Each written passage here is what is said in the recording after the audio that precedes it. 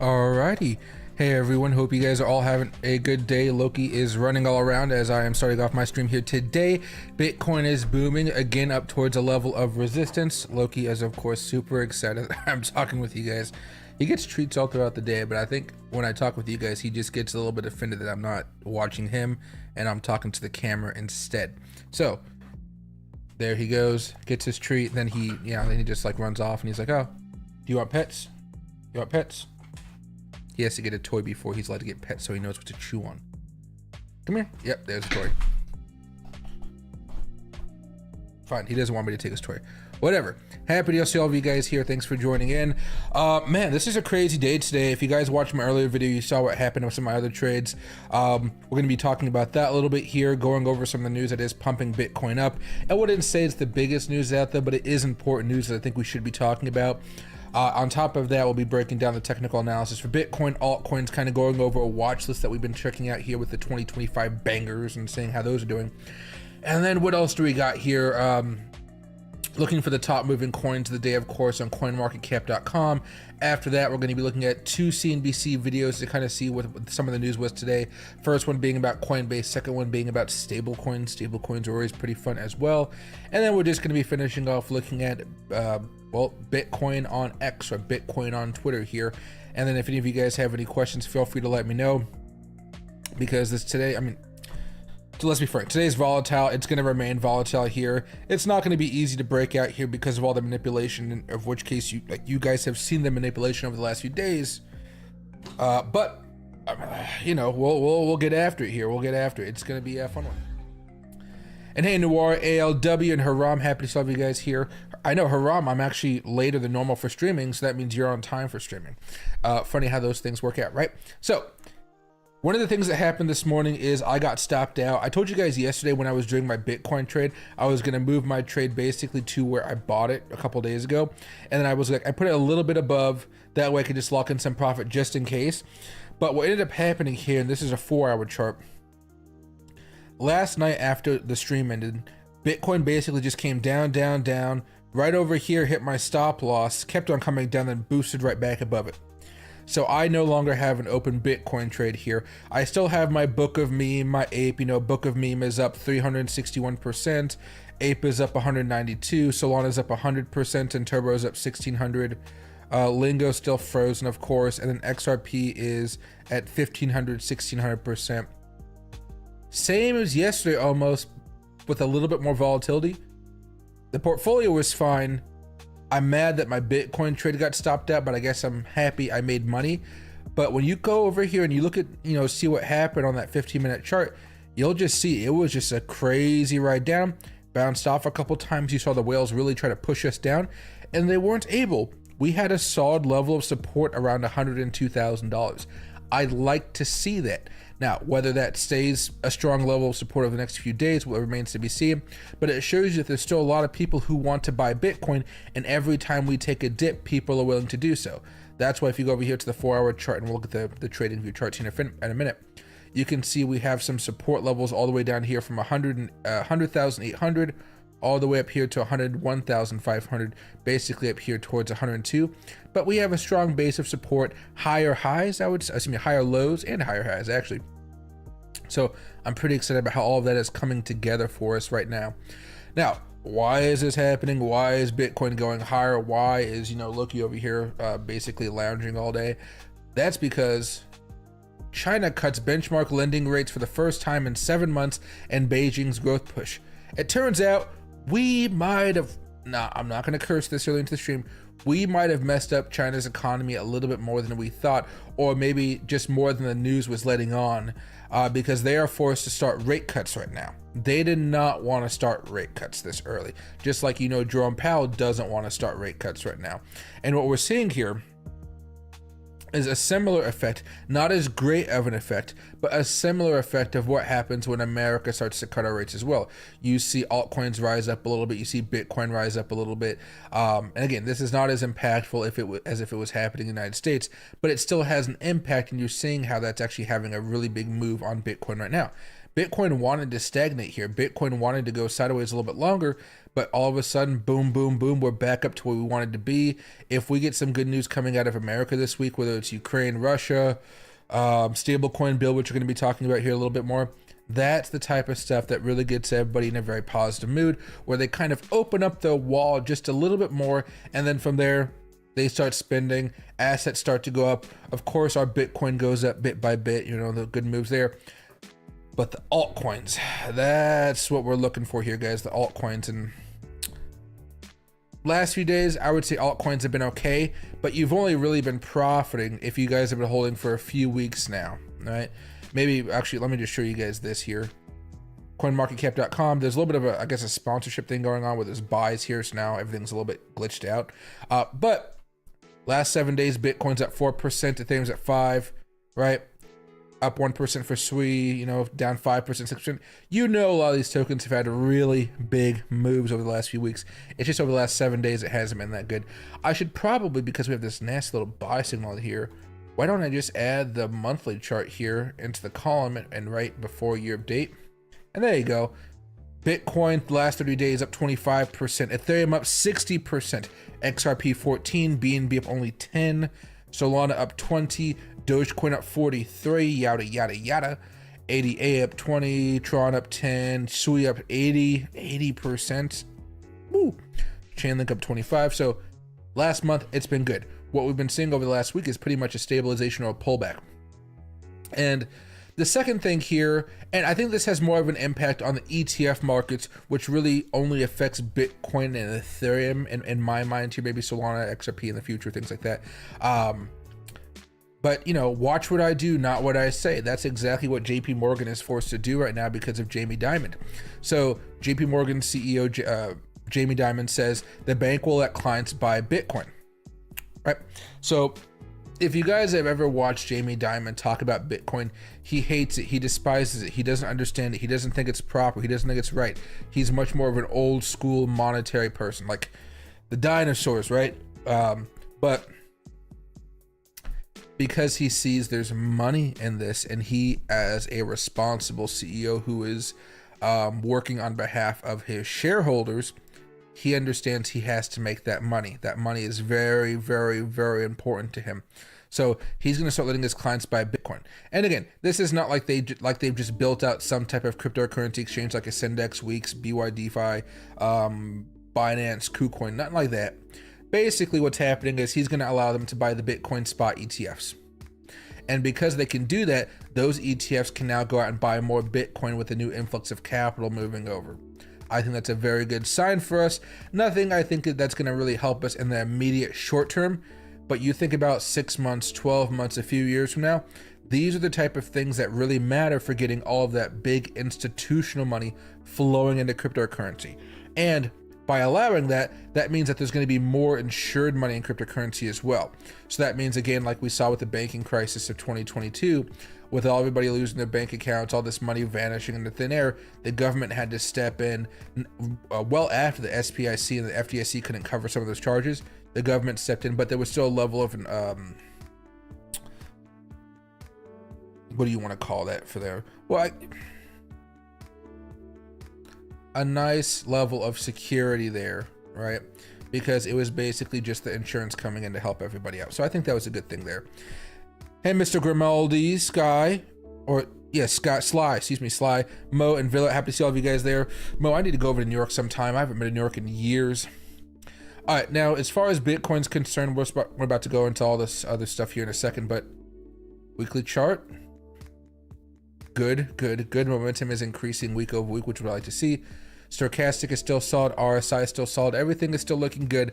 What we're waiting for right now, and this is important, if you guys want to be very excited about going all in that type of move, we still need to see Bitcoin hit an all-time high, and that's what people are going to get more excited, and that's what people primarily buy altcoins, right? We're not there yet. We're being very patient, but as you guys saw over here, by going to a 4-hour chart, 1-hour chart, whatever, there's a lot of manipulation going on right now, and it's very hard to try to predict exactly when something is going to happen because all of these nasty little things are going on right now. But as far as those longer term trends, they are still bullish at this point in time. I'm hopeful that we can have another big move here, despite interest rates not being cut at this moment in time. Maybe the Chinese cutting their interest rates is going to be enough here.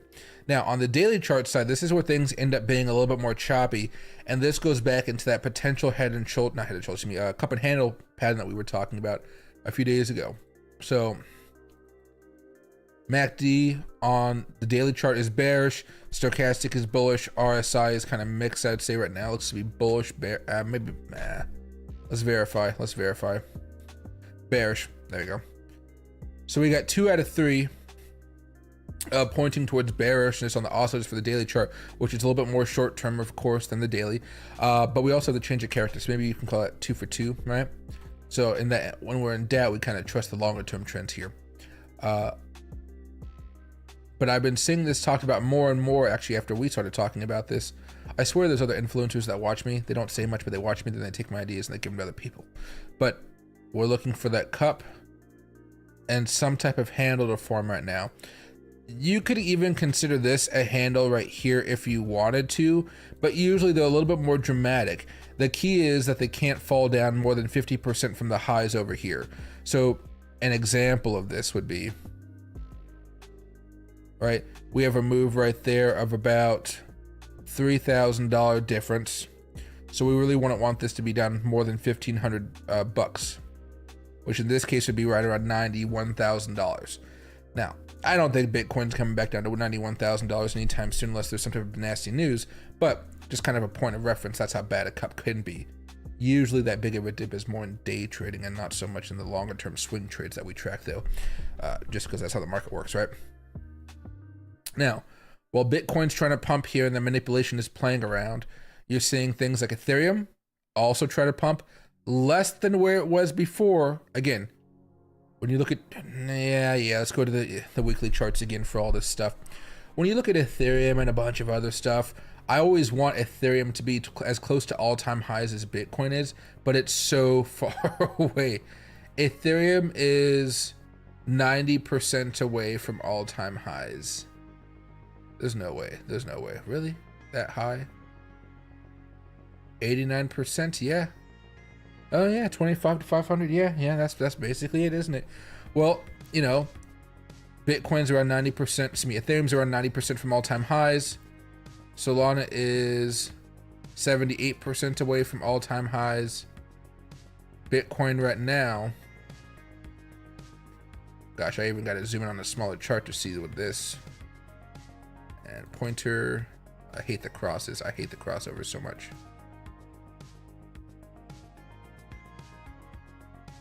You know, Bitcoin's basically around 3.5% away from all-time highs. There's still a long way to go. I know a lot of you guys have been asking about Bitcoin dominance. Bitcoin dominance did grind up a lot over the last few days. Why was that, you ask? Because altcoins had a massive pullback. And Bitcoin did not have that pullback as we just talked about here. Now, all that being said, I still am dollar cost averaging here. I still have some of those swing trades that we've been talking about here. I think what I'm going to do is I still have to get together my crypto.com account. Maybe, I think that'd be the best one, or maybe a Coinbase account. We're just going to buy about 10 different tokens with maybe 50 bucks each, 25 bucks each, and maybe just like buy a little bit here and there and kind of just watch it go up. And we're going to play around with that and see what the average investor can make. If they just do a little bit of spot and they hold, they don't kind of play the games as much. Maybe scaling out, but nothing too crazy, right? Now, back over here. Big movers of today. There's something in here that we haven't really talked about too much, and that'd be Aave. Aave is up 20% today. Pendle's up 10%. Curve DAO tokens up 9, 10. Ethereum's up 7, 8. We got some moves here. On the other side, Altcoin's down a little bit. Dexy's down a little bit. Walrus, Tether Gold, Pax Gold, Nixo, right? Just a few things that are down. But I like where we're looking at things here. I like how things are panning out despite some of the volatility that we have seen. And the reason I kind of explain it like that is because, remember guys, when we watch some of these moves, and I kind of sound like I'm a broken record sometimes, I know, these rallies don't last too long. We're putting a lot of hope into Bitcoin and altcoins right now, hoping that they're going to continue their rallies for weeks and weeks and weeks, instead of just the 1 or 2 weeks that we normally are accustomed to. So that's one of the reasons why over the past week and a half or so, I've been talking about you don't have to scale up 50%, 80%, 90%, but you should have locked in some profit by now, because history would tell us, just by the patterns that we see, that we may have altcoins come back down a little bit more, and it may take longer before we hit that beautiful altcoin season market environment. So you can either take those profits and go to a fine dining establishment, which I've done a few times over the last few weeks, or you can take those profits and just, as the tokens have pulled back over the last few days, you could have doubled down back into them, while also not lowering your average, because you're actually technically raising average, but just at the end of the day owning more of it, because you got the last little tranche with at a cheaper price, right? Now, we normally talk about Bitcoin, Ethereum, Solana, stuff like that. But if you go over here to some of these more rambunctious tokens, right, where things are just popping off a little bit more, here's Turbo, right? Turbo had a nice little grind here, beautiful move. I still have plenty of mine here, but let me go back over here. You can see we've had a little bit of a pullback, and that pullback, was what? At the most 26%. Most people probably would have got like a 10% discount, somewhere around here, instead of buying at the highs, basically. That's the type of stuff you're looking for. MOG, nice little pullback as well. Ocean, and the pattern is going to look pretty similar across the majority of tokens. But you were given an opportunity to buy back a little bit in, and you guys might have a little bit more cash to kind of hold on and see what happens next. I would still have some powder right now, though, and that's because I think we're also getting close to approaching what is it? We're coming up right now. Bitcoin Vegas in about 8 days. If we're lucky, we should hear some news from them. And we typically around that time see a little bit of a dip and rip type of effect. Post Bitcoin conference, Bitcoin likes to come down. So that's what concerns me. But I'm hoping that we break out so fast and so high that any pullback is just kind of a nice breather that we're looking for there, right? All right. And hey, if you guys can, please make sure to like and subscribe. It helps out the channel so much more than you guys could possibly imagine here. All right. Now, I just have a couple YouTube videos I want to focus on with you guys here. These are not the most entertaining videos, I grant you, but they are important for crypto and what's happening in the future. The first one's just about Coinbase getting into the S&P 500. This is a 5-minute long video. We are not listening to the whole 5 minutes. I promise you, we're just going to be here listening to a little bit. I'm going to turn the volume up to 90% so you guys can hear. And let's just see what they have to say. Well, Coinbase, officially the first crypto company to join the S&P 500 after a week of headlines surrounding the platform. Just last week, Coinbase reporting hackers bribed staff to steal customer data. The company also confirmed a report that the SEC was investigating whether the exchange misstated its user number. So joining us now is Benchmark. That was really too bad. That was a bad day they had, but they're still doing okay right now.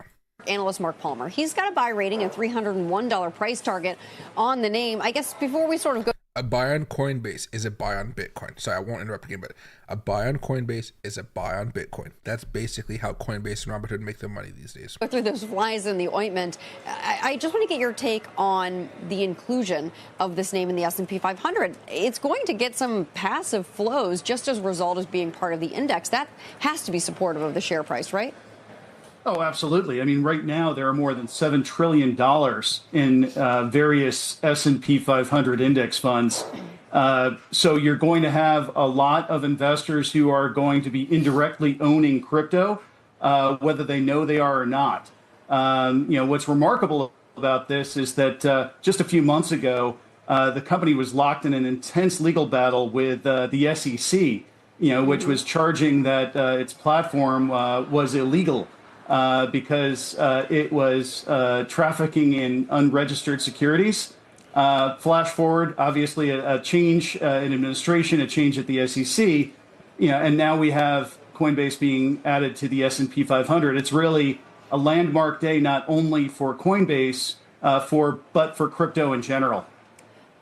All right, before she goes on to her next question, basically let me explain what he just said in a way that you guys can comprehend, because certain parts you guys will understand. But the most important thing in here is when a company gets moved onto the S&P 500, it usually has a big boost, and it's not just because it's put on there. It's because now that it's on the S&P 500, it's going to start showing up in different ETFs. And just like how the Bitcoin ETFs out in New York, they have to buy physical Bitcoin. They have to buy Bitcoin, right? Well, same thing with the ETFs that are going to happen here. Coinbase is going to be shown on a lot more ETFs, which means the people that run those ETFs are going to have to buy much more Coinbase. And of course, if they're buying Coinbase, they're going to be relying on Bitcoin going higher as well. That's the reason they'd put it into their portfolio. So just so I can show you guys this very fast. Crypto, stock, ETFs, you know. Maybe ETF database. Bitcoin shares. No. I don't want the Bitcoin ones. So what I really want to see. ETFs.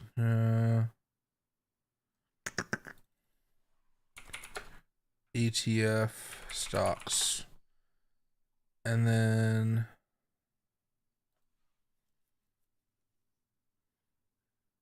no, I'm not going to be able to find one in a short amount of time. Well, basically, if you guys go to any ETF, what you guys are going to see is a list of the holdings. Like it holds like 50% of the ETF is Microsoft, 20% is Alphabet, 10% is going to be Amazon. And that's what makes up. So that ETF physically, like, you know, they went to the exchange, they bought that type of stuff.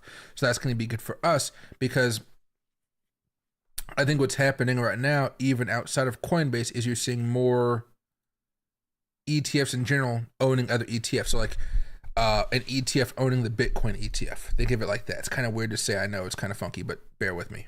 Yeah, so I mean, in your estimation, is that SEC inquiry and then obviously this data hack, I mean, is that risky for investors, maybe especially those that aren't necessarily intending to invest in crypto?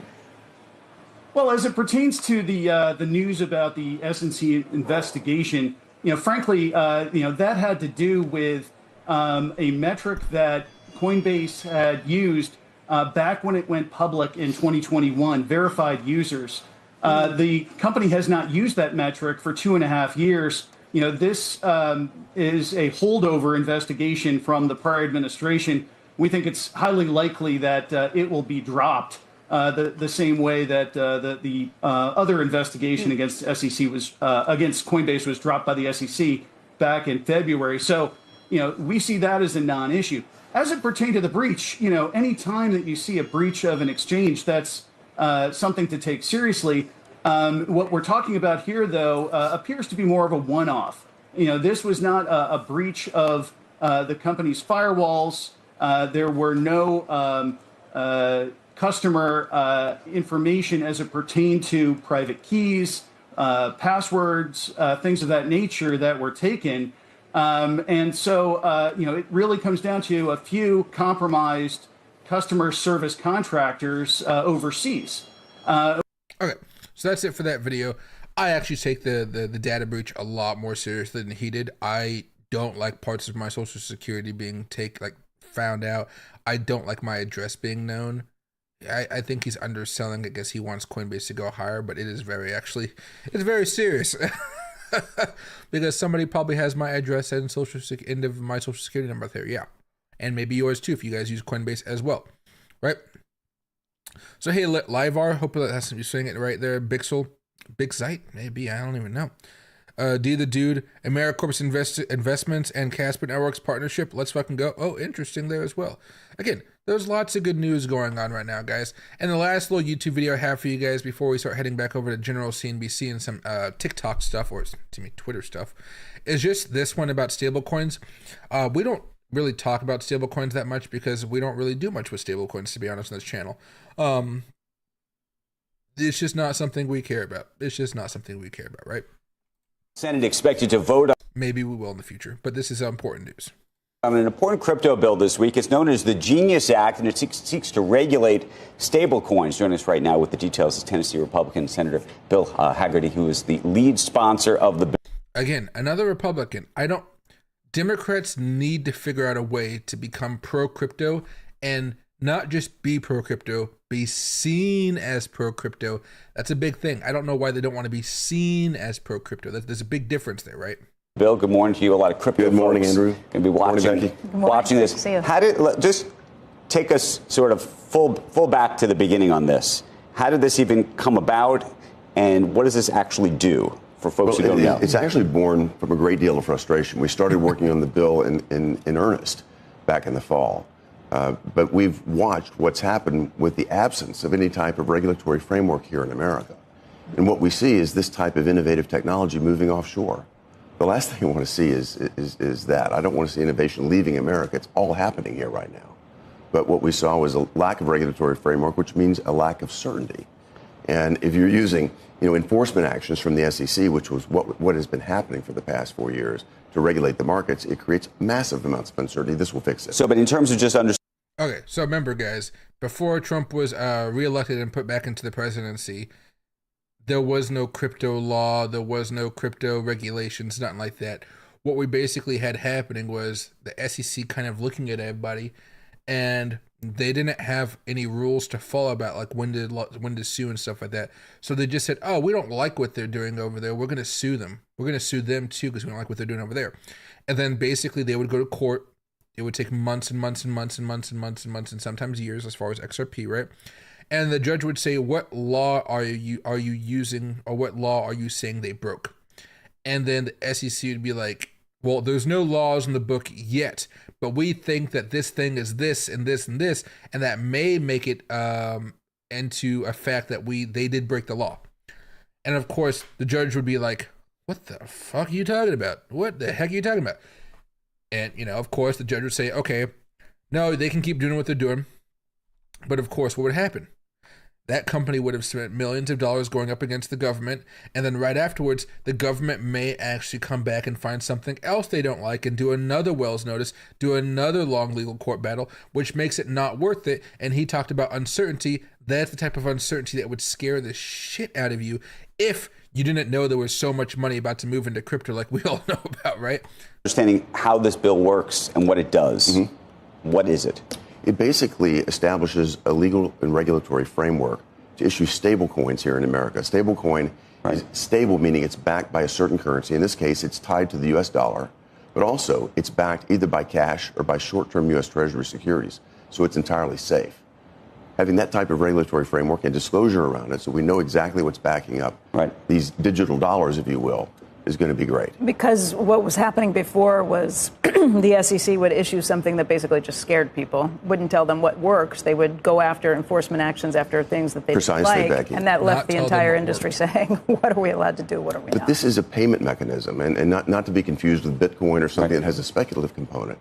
This puts us into a digital payment framework, the fastest rails available, much better than the system developed in the 70s and 80s, which is slow. It takes days to clear. So the issue as far as Okay, another quick stop. We're about to finish this video here. We're not going to watch the entire thing just like the last one.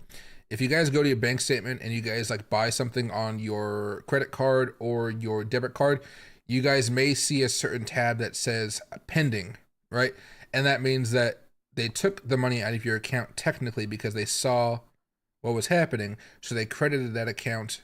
And what's not their formula, they credited it to whoever you bought something from. Then a few days later, the money really moves over, right? Now, that is old system. You guys know on the blockchain, as soon as I pay for something using Tron or Bitcoin network, Solana network, Ethereum network, whatever, it may take a second, but once it's done, and it's so much faster. This is why so many people like Tron, and why I think Tron is going to be one of the best players out there if you guys hold for the long term.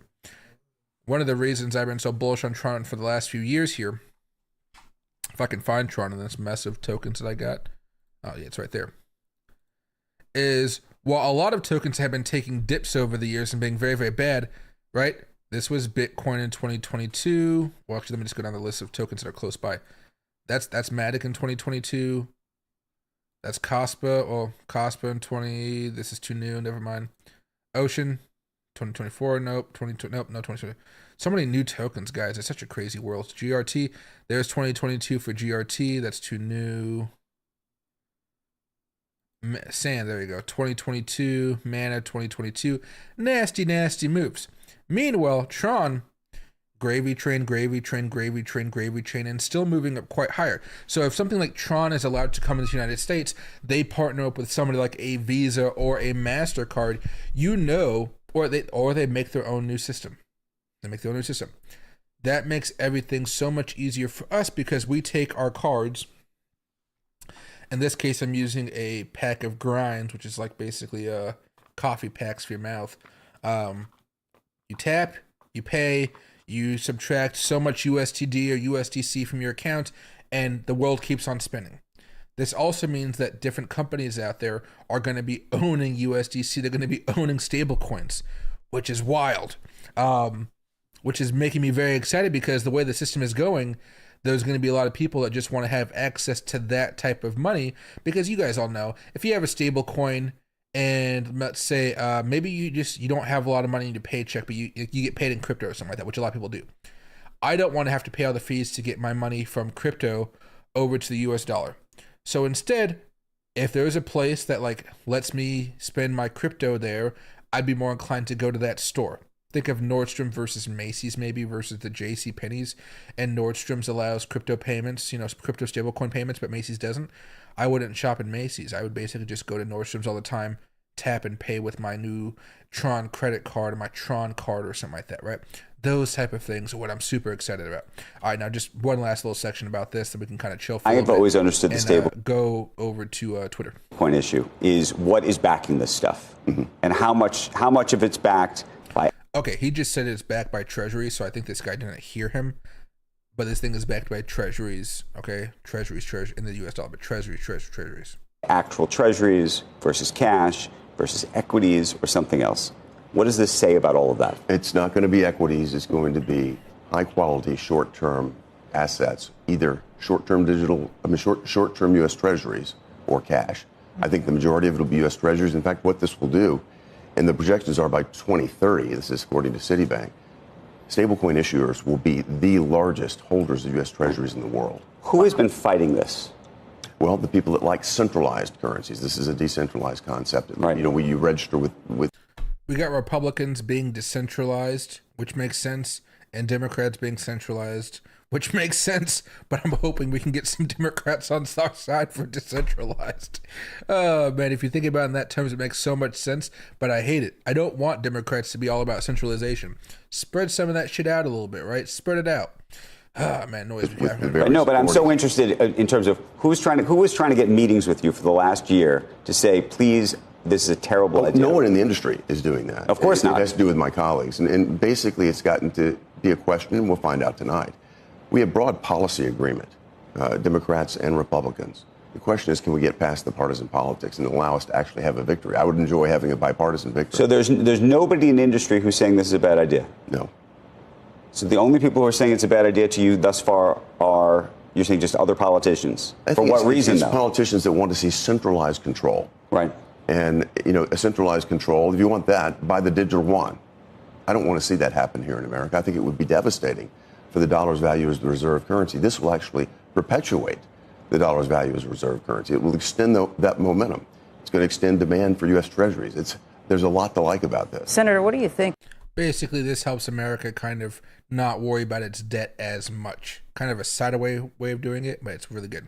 Last question, then we'll finish up of here. The Moody's downgrade over to Twitter of the U.S. credit rating. I mean, I realize they're the third to do it. I realize it's been years in the making, but it does have an impact in the markets today. It is having an impact. You're exactly right. I think it puts more pressure on us as well over the next couple of weeks to get this reconciliation bill done in a way that's responsible and shows real progress against the deficit. Meaning progress against the deficit immediately, not in 2029 or later. I'd certainly like to see it sooner. Done? I'd certainly like to see it sooner, and so would my colleagues in the Senate. Do you agree with Scott Bessent when he says doesn't matter? Do you mean the deficit? Scott's working very hard to make our revenue grow faster. Sure, but he said the credit rating downgrade over the weekend. He said, who cares? I think that was actually what he said. I think he said it was backward looking. Scott's perspective on the market is born from his experience. I'll just say the immediate impact is real, but I think the market's going to digest this. The other rating agencies had already put us at this place. All right, so that's as far as that video is concerned. Big move on stable coins. The Moody's drop down. Again, I think this is what we talked about yesterday. It doesn't really matter all that much because Moody's was the last one to do it. The first rating agency to do it, that's where there was a big shock. The last one, they're just playing catch up at this point. And, ketchup is ketchup. It's red and nasty. All right. So as far as everything going on with Bitcoin right now, let me actually refresh the page just in case there's anything new actually happening on today. And if you guys find something interesting, let me know. If you guys want to talk about a token, let me know. Right now, I think I just want to relax, see what's going on here, and find out if there's any other news going on here. Crypto Michael's talking about the breakout. Oh, he's using a non-logarithmic chart. Things aren't really tapping in the right spot. See, I don't like graphs like this because if you do it, let me go over here to Bitcoin. In fact, let's go to this Bitcoin chart long term, and he doesn't have log on, so his chart looks more like this.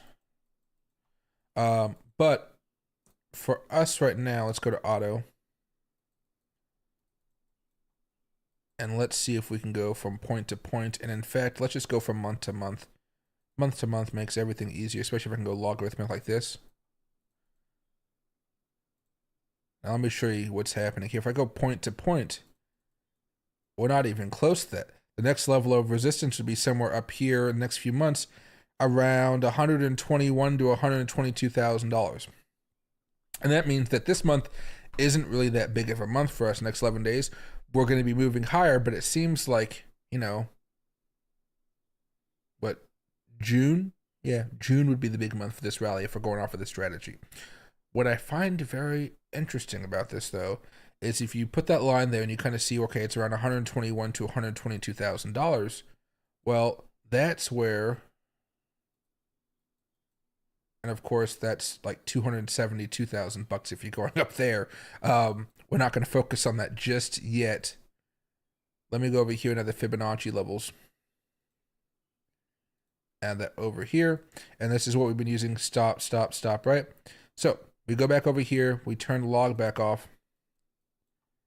That matches up with the Fibonacci level right there. So that could be very, very interesting. This one hasn't been working as profitably, I would say, but it still matters that it's there. So for example, I know if you look at the monthly chart here, it worked perfectly for this month, a little bit for this month, a little bit for that month, not much for there, not much for there, not much for there. But if you go over here to the daily chart, at least you see a little bit more of why, you know. For example, I mean, like that's pretty accurate right there. This one boomed right through. This one pretty accurate. Boomed right through. A little accurate here, but still boomed right through. And of course, a little bit of support and stuff like that. Resistance there. And nothing up until here. So it's not the biggest data point I'd focus you on. But I do think our next stop wouldn't be something like 150,000 or something really crazy. I think it's more realistic to say that Bitcoin hits around 120,000. 122,000, and that's more than enough room to see altcoins really start to explode. That's where I start getting much more excited here. But that remains to be seen as of now, right? I'm placing a lot of faith in my longs here that everything's going to work out fine, and we're all going to be one happy family watching Bitcoin go to the moon, right? Now, everything else here, same story every single time. Remember, every time Bitcoin has a pump, they've said this was the beginning of the big one. Remember, if you go to all these accounts, they said this move was going to happen all the way back over here, over here, over here. Every fib breakout we've had, you've seen those posts. And I know you guys have seen those exact same posts before saying that, no, this time is different. They keep on thinking that we're going back to the 2017, 2016 days where we're going parabolic like that. And instead, I think it's more realistic to say, hey, we move up here to 122, something like that, and then we consolidate again and then go higher, right? That's basically what we've been doing. I like that method more than saying, oh my God, this time is the time we go straight to top. I just can't get behind that right now, and it's irking me. It's irking me a lot because of everything going on here. But again, this is why I hold spot Bitcoin, spot Ethereum, spot Solana, and a bunch of other spot meme coins out there, spot altcoins, because if Bitcoin goes parabolic all of a sudden, I'm not expecting it. If altcoins go parabolic and I'm not accepting, and I'm not ready for it, I have a contingency plan that will still make me a lot of money. But right now, I'm profitable on Bitcoin, Ethereum, Solana, Tron in that account, right? But there's a lot of altcoins, let's face it, that I have in their bags right now, right? And that goes into the part where, since I've been dollar cost averaging them, think of Arbitrum, right? I mean, it was working out really good, right? I started dollar cost averaging back over here. I'm not profitable. My average is somewhere down here. Now, my average could be up here like Mudang was, in that chart. But my average is pretty low on this one. But I'm still losing. Now, can it pump up and make me a lot of money very fast? Of course it can. Of course it can. But has it done it yet? No, it really hasn't. Really hasn't been able to get to that level of like, oh, wow, we've hit pure parabolicness. I really should start scaling out here at a massive level. I thought about it since I bought over here and I sold over here, but that was more like, I know we're hitting resistance. I know there's going to be a breakdown, but I'm looking for something much larger. And that comes down to I don't want to pay as much taxes, right? But again, there's a lot of stuff out there where we're holding it, even ADA. And I don't really own that much ADA, but we're not as profitable as we should be here, right? I'm hoping things get better on that front.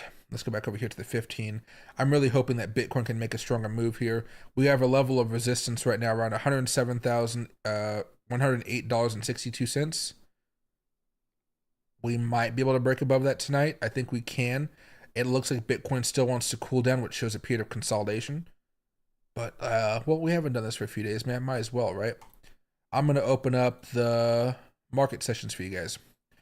So this was Tokyo time last night. This wasn't the normal US time where everything starts to go sky high, right? This was Tokyo time. We've entered to Tokyo time today, and again, another big move. So Asia's on board too. Asia's having just as much fun right now as we are. That means double the volatility for double the amount of time during the day.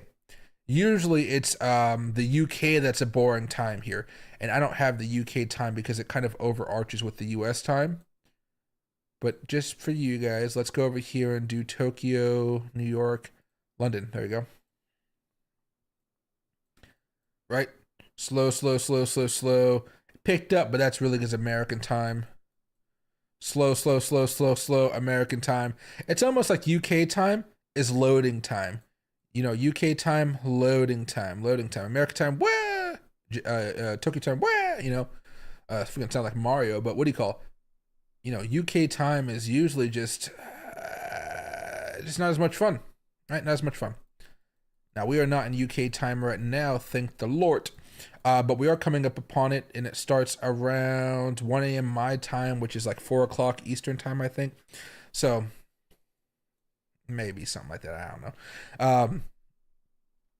But while Tokyo time is going on, you still see a little more volatility. I'm hoping that tomorrow could be the big breakout day. So maybe it's better to buy some more altcoins tonight just in case. But my thought process is still the same here because we're still technically at the all-time high resistance. If you guys are trying to buy right now, I still think your mindset should be not for holding for 1 or 2 days, but should be holding for like a month, 2 months, 3 months. If we have a big pop-off that is more than our expectations, you can always scale out earlier. But by my logic, it's just going to hit your price targets earlier, which means you sell earlier, if that makes sense, right? So I'm more of that camp of like, hey, I'm not thinking of a 1 day pop or a 2 day pop. I'm looking for something a little bit more. If you feel like you want to lock in profits off of the first or second day and we have a big pop tomorrow or something similar, that's okay. Do that. I would just say maybe hold a little bit of your crypto left over to see what happens if Bitcoin does continue to go higher and higher and higher. That way you're not forced to buy in later with some level of FOMO. And then, of course, after you buy, you have that traditional thing that new traders feel, I just bought crypto, let's go, let's make even more money. The market pulls back hard, and I mean hard. And then you're like, well, shit, now I have a bag, now I'm at a loss when I made all this money, now it's all back in the market, and I have to wait longer. You don't want to do all that type of stuff, so just before this breakout really takes off, have some type of plan or contingencies. If the market booms up really fast, if it has a full-on rejection or a pullback, have your plans in place. You guys know I had some stop losses for Bitcoin, or a stop loss for Bitcoin. I got hit. I walked away with technically like 0.75% return on my investment times 25x leverage, which was fine. Again, it wasn't what I was looking for because I thought we weren't going to have that big pullback and then boom, annoy the crap out of me. I can live with it because I have those other positions still, doing well right now. But take your time and pay attention to this stuff. It's going to make us some good money here in the next few days. There we go. All right. And hey, Steve, happy to see my man. Hey, Renee. I'm doing well today. It's been a very, very busy day for me. I've been getting ready for Bitcoin Vegas, which is basically in 8 days. I've been playing with Loki outside all day. I'm working on stretching my ankle out. My ankle's pretty much healed up from spraining it really bad back in February, but I have plantar fasciitis. It's like not, it's a special type of plantar fasciitis. It's one where it can't be fixed really quickly. I basically just have to like not walk on it so much, and if I am walking on my feet, I have to wear these special shoes. It's because I tried to work out and I'm just like smushing my arch. Like, you guys know I'm fat, right? I'm working on it right now, basically why I got plantar fasciitis. I have an arch, like everybody has an arch in the foot, but because I'm heavy and I've been walking so much with Loki or going to the gym, walking on the treadmill, using my bike, when I put force on the ground, it flattens my arch, which is really stretching whatever that little muscle is there, which is basically just like grinding it to paste. So I got to be very careful with my walking. So my doctor basically said, use the bike, use the bike, use the bike. So I'm doing walks with Loki only at 10 minutes to go to mailbox and bag, talk to neighbors and stuff like that, with my special shoes that my doctor says I can walk longer with if I wanted to, but I'm gonna try to hunker down. And then I basically do my bike, and then I walk with Loki in my backyard, which is pretty decently sized, and then he's allowed to run around and throw the ball and stuff like that, throw a stick, and he's having a good time. So I'm in a weird spot mentally right now. I'm just like, I want to exercise, my diet's going really well, I'm losing weight, but like now when something like this happens, I'm like, do I look up or down? Who's fucking with me right now? That's the type of stuff going on in my life. Oh, and then also I got to prepare myself because I'm going to go here pretty soon to Bitcoin Vegas, right? And I was looking at some of these events. So I'll be there from Tuesday to Saturday, and I was just signing up for all the events. I signed up for like a bunch of events today, and basically most of mine are pending here. And I have some contacts where I can get into some of these events for, but excuse me, there's a pitch that I was invited to. I don't think I'm honestly going to go to that one. I don't really like to be pitch stuff. I'm not really going to invest. Excuse me, I'm not really of an investor type of mentality.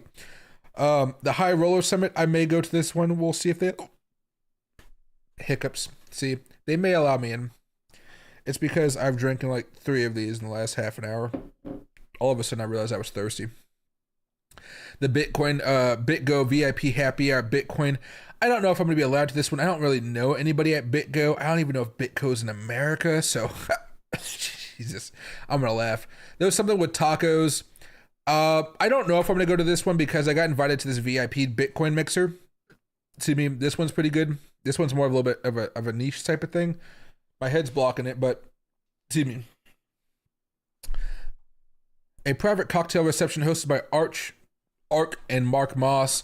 Join us for the 21 Club, an exclusive gathering of Bitcoin's most sophisticated minds, hosted by Ark and Mark Moss. This invite-only evening brings together Ark's private clients, family offices, and Bitcoin whales for a rare opportunity to connect. So more of my crowd, I guess you could be, my little posh crowd. Well, it should be pretty cool. I'm excited to see where all this goes. So I'll probably go to that one. This one starts at 4. This one starts at 4:30. I'd probably just wait for this one right here. Which I'm really excited about. And I haven't met Mark Moss before. If you guys don't know him. Oh God, these hiccups are going to kill me. I apologize, guys. Are you really? Yeah, this is his channel right here. Lots of videos. 150,000 videos on his last video. Then 34,000, 134. Really, really good YouTuber here. Knows what he's doing. Makes very, very long videos as well. And has a solid studio. I wish I had a studio like that, which is one of the reasons I want to move over to Thailand. All right, let's back up out of here very fast. And you asking if Bitcoin's, how many times do they have you stretching your calf and Achilles? I don't really do that anymore. They had me doing it a few times a day, but my Achilles is fine. My calf is fine now. I do morning yoga. You can't tell because there's a green screen behind me and a little doggo that wants to get his head pet. But I have a 77-inch TV behind me. It's one of those nice OLED LG TVs, and there's like a built-in yoga instructor on there.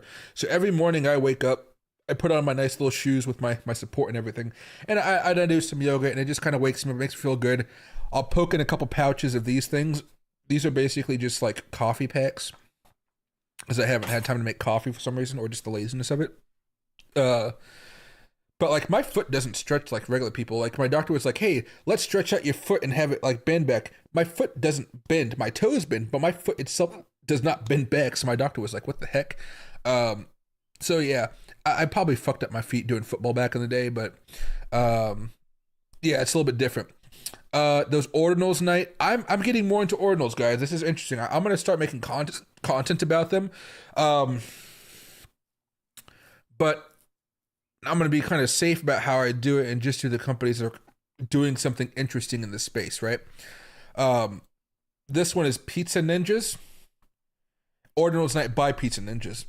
I'll be here as well. This is from 8 to 12. I'm in there. General admission. I'm not a VIP there, unfortunately, because I don't know much about ordinals. So, of course, Bitcoin After Dark. This sounds like something spicy here, but it's from 10 p.m. to 4 a.m. Perfect time, as I'm in, as they say it, but it's in the Terrace After Hours nightclub, so that'll be pretty fun. Anything else I got? That's the first day as well. Where's my mouse? There we go. So I got. Oh, I guess I don't fly until maybe midday, so But I got 3 events to go to really on Tuesday. The next day I got. This is Wednesday. I got the Ho ZK Bitcoin Economy Conference. This is over at the Win. This one's a little bit more exclusive, and it's not even like the Venetian is across the street from the Win. The Win is much more expensive, so it's a little bit more of a higher quality event. But I kind of wanted some free coffee and croissants. It's pending. Bitcoin Leader Lounge. I don't even know what this is. I don't really mess with blockchain.com, but maybe it'd be kind of cool. Bitcoin All In, the Bitcoin sorry guys, my god. The Bitcoin Programmability Summit, sponsored by Arc Network. This is more of me just kind of learning more about what's kind of going on with the coders and stuff like that, so I can talk to you guys about that. Bitcoin Beach, Las Vegas. I'm not invited to this one yet. It's pending. Basically, this is a day event. It starts at 3, and it's at the Mike Tyson mansion that I went to a few months ago. I made a video there. Bitkey and Proto Happy Hour should be a good time. And then later on at night, I get to go to Sunset Cocktails. This is at the Vegas mansion. And then the trio night, again, at the Vegas mansion. I wanted to go to the night events first. So I'm glad I got into those ones. So thanks to the trio team, excuse me. Vivid Collectors Night at Mike Tyson's mansion, still pending. Wizards in Vegas, that could be kind of fun as well. And then Thursday, I have this like Bitcoin AI and Founder Mixer. This is at that big old mansion, the Copperfield mansion. So I'm excited for it. I'm really excited for this trip. And sorry, guys, these hiccups are killing me. And of course, as I hiccup, Bitcoin goes down. I need to figure out a way to stop that from happening. If Bitcoin skyrockets to 120 plus, would Doge or Shiba be a better buy for alts? Ethereum seems to pump later on, bringing Pepe closer to 0 or 2 if it goes over 4K. Wait, so sounds like you asked like a few different questions there. So I'm just going to read the first part. If Bitcoin skyrockets 120K, would Dogecoin or Shiba be a better buy for alts? I'm assuming you're saying Doge or Shiba versus Ethereum. I would rather own Shiba and Dogecoin over Ethereum, personally. But I would be more quick to sell Dogecoin and Shiba over Ethereum. So if we back out very fast, just go to the weekly chart here. Right? Ethereum is very far away from all-time highs, just like we were talking about. It's like 90%, right? Dogecoin is 236% away. Oh, this is going to be bad, guys. This I know there's a way to stop hiccuping, but I think it involves me like choking on water or something.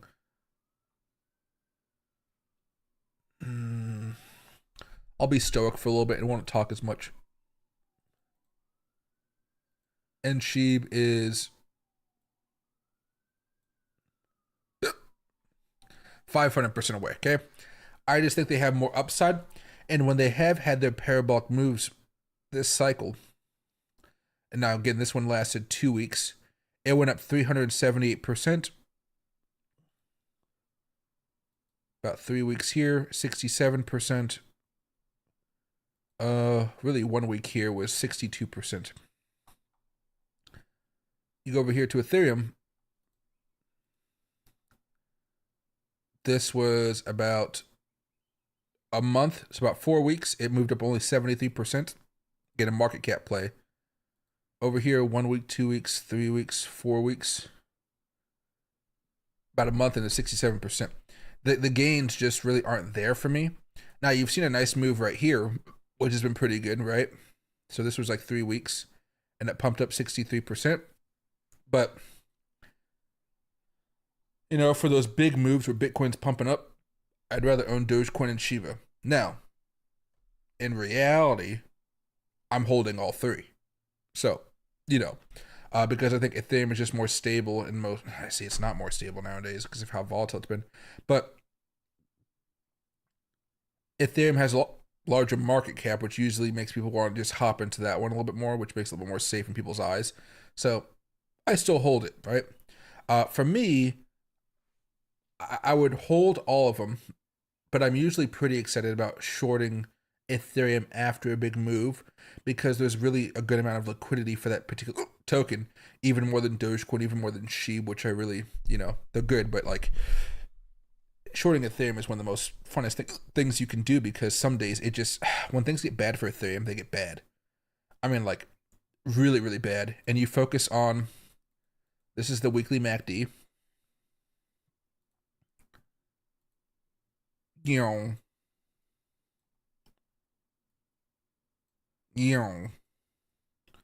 Even this one over here still went down. If it went up and you blasted, still got your stop loss, fine. But more often than not, right? More often than not, you're in a good spot, right?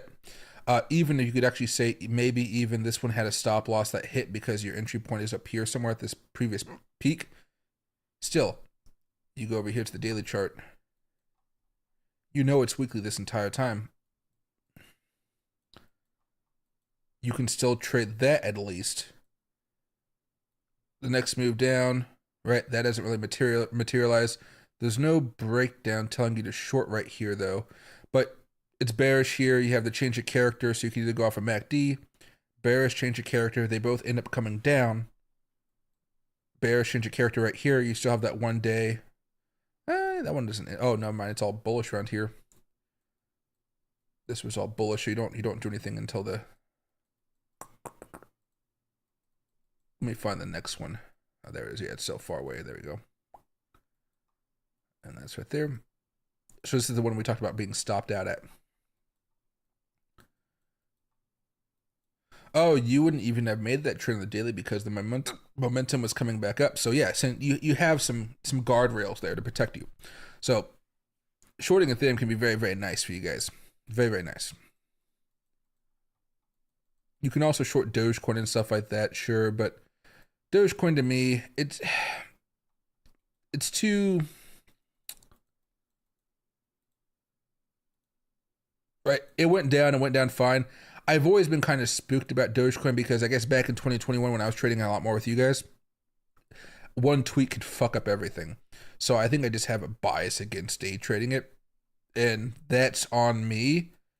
But you know, that I think that's just on me. There's not really like a, oh my god, like this is the factual reason why day trading Dogecoin sucks. It's a me problem. It's not a you problem. It's a me problem. Excuse me. You think Brett is throwing an event too? Let me see if I can go find it. Oh, I don't have Luma delightful events. Let me go over here, calendars, and view calendar of Bitcoin 2025. I don't see anything about Brett. Oh, this is not even all the things. Discover by Las Vegas. And so we're looking for the 27th.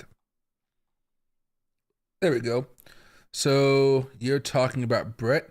If Brett does have a party, or even better, I don't have to look here. See me. Give it a second.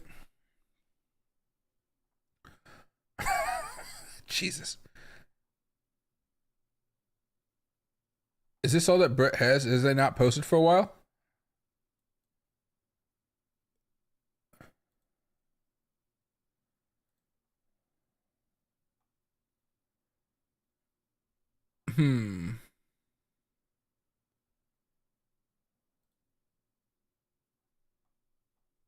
Oh no, there they go. Okay, there we go. Let me follow them.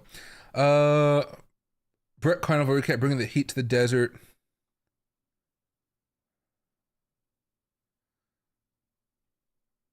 Let's see.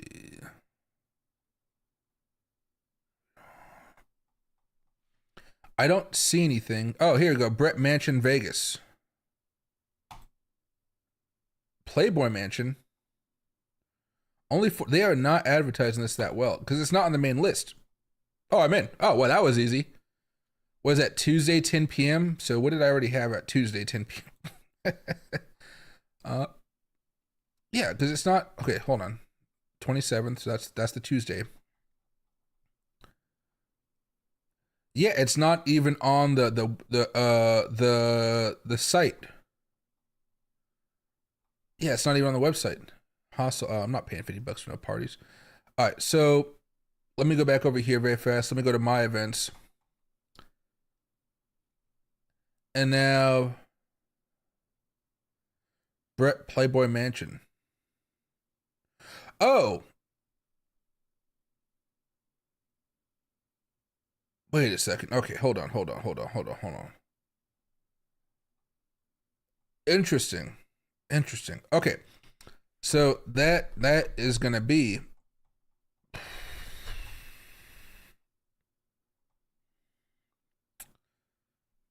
okay, Vegas famous. Yeah. So this is at the Mike Tyson Mansion as well. Somebody at the Mike Tyson Mansion freaking all week apparently. But yeah. Yeah, so I'll be at that party too now. Thanks for letting me know. I didn't even know what's happening. It's not on the formal list. It's not like there's a bunch of like, so I'm an influencer, right? I get access to a bunch of list of events that people wanted me to go to. Maybe they want me to make a video while I'm there. Maybe they want me to talk about something. And I'm happy to do so, right? As long as it's something that's interesting that you guys may like. You guys don't see me do it too often because usually there's not much I want to talk about. Maybe there'll be something this time.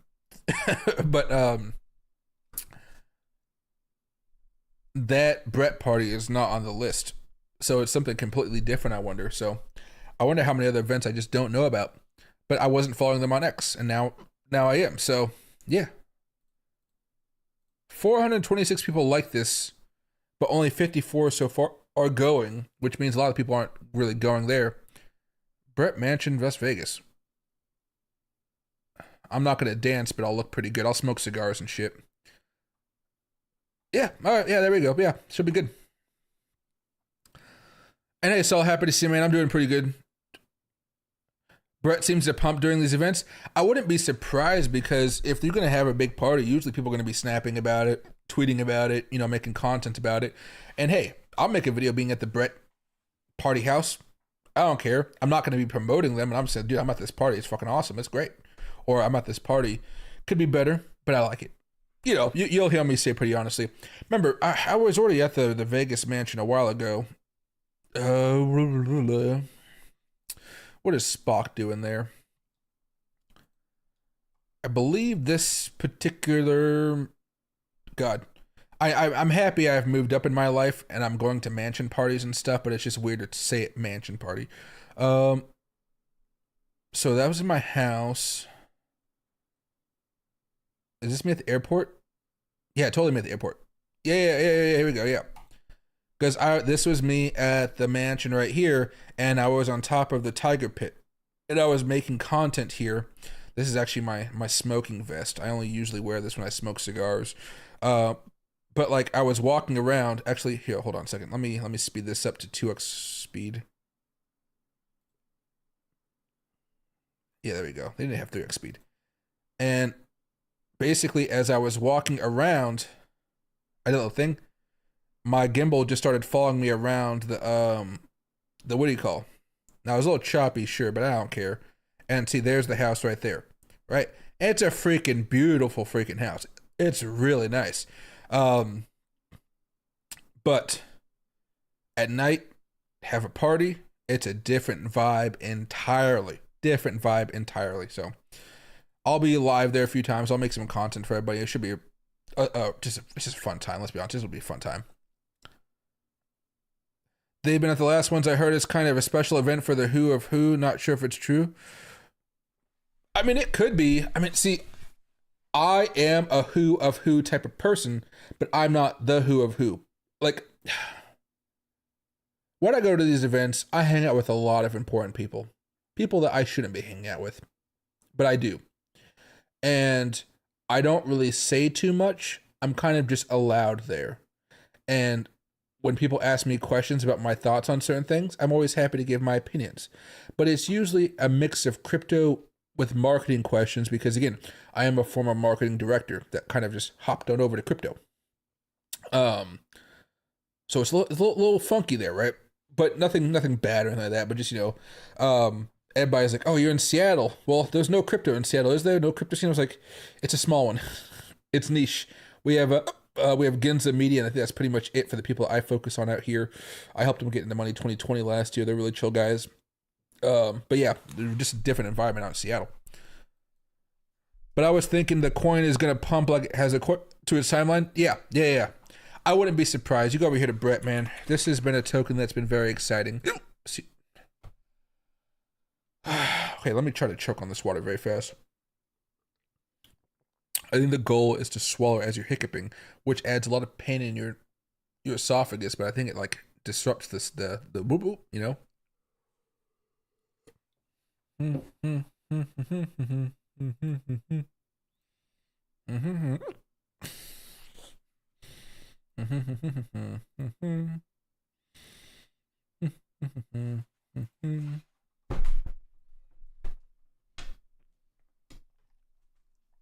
All right, that might have not gone so well. I couldn't swallow at that time. Yeah, you guys can't see Loki, but he's having a good time. All right, so the only really fib level you can actually use right now is this. If it has next pump, it'd probably end up being up here towards 12 cents.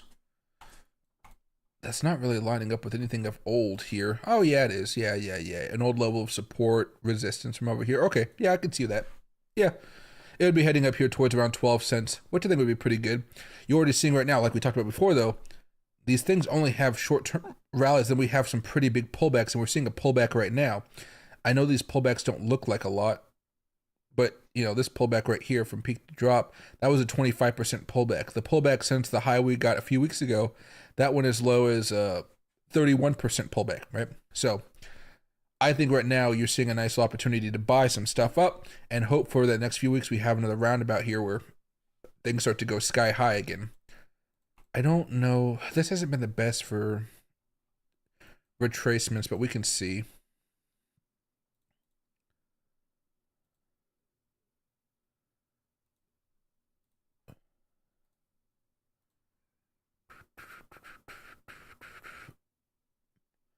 I guess I'd be buying a little bit right now, and if it dips down here to 0.058, I'd buy a little bit more, or even anywhere in this range, I'd buy some up a little bit here.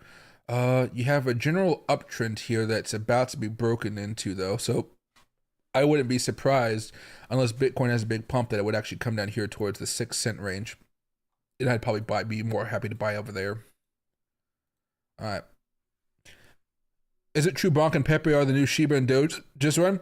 No, I would say for people that want parabolic stuff, I probably wouldn't put Bonk in there.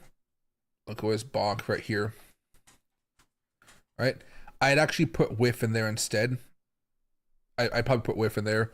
This thing has a little bit, I've just seen more attention on it, but Dogecoin still Dogecoin, Sheeb still Sheeb. Sheeb may have another big parabolic rally because it really hasn't. It's like still close to like its low lows. Dogecoin will be a little bit different because it didn't really have the big fatal crash that everybody thought it was going to have. Remember, back during this time of the market, back before Dogecoin went parabolic, it was like 0.00 numbers, right? It never even went back below a penny, no matter how bad the market got back in 2022. So, like, I have a list of, like, things I'm buying, and both of those tokens on the list, but I don't really have a lot of money in Bonk. I have more money in whiff, and then the one you were talking about, that Pepe. You know, even Floki's been doing very well here, right? Nice little pops right here. When it goes parabolic, it goes parabolic.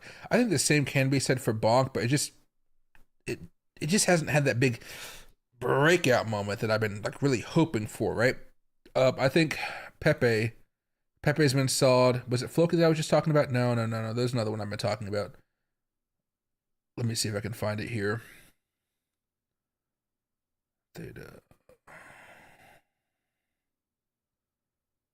I like Popcat, but Popcat's not the one I'm thinking about. What's the token, guys? I'm thinking Mog is a good one as well. But what's the token I'm thinking about right now? Ethereum, Doge, Trump, Melania. Trump may do well. Same with Melania. I'm watching both. I'm thinking of buying some Trump spot just to kind of see what happens there, because Trump, I think people will buy Trump's token to help him make money. Is it Book of Meme? No. Why am I? No, I think it is Pepe. I think it is Pepe. Yeah, I think Pepe is still doing solid. Yeah, because that was the trend. Yeah. Sorry, I think just Pepe. But yeah, I'd say Pepe would probably be a better choice right there over just the Bonk. I don't like the Bonk ones. Yeah, no worries, JB. Happy to help you out, my man. I'm actually going to call it a night right now. We've been streaming for an hour. Normally I like to go for 2 hours, but these hiccups are killing me. So what I may do here tonight, and this is a big maybe, as you guys already have probably guessed by now, I'm going to eat some dinner here. I guess salad and some salmon.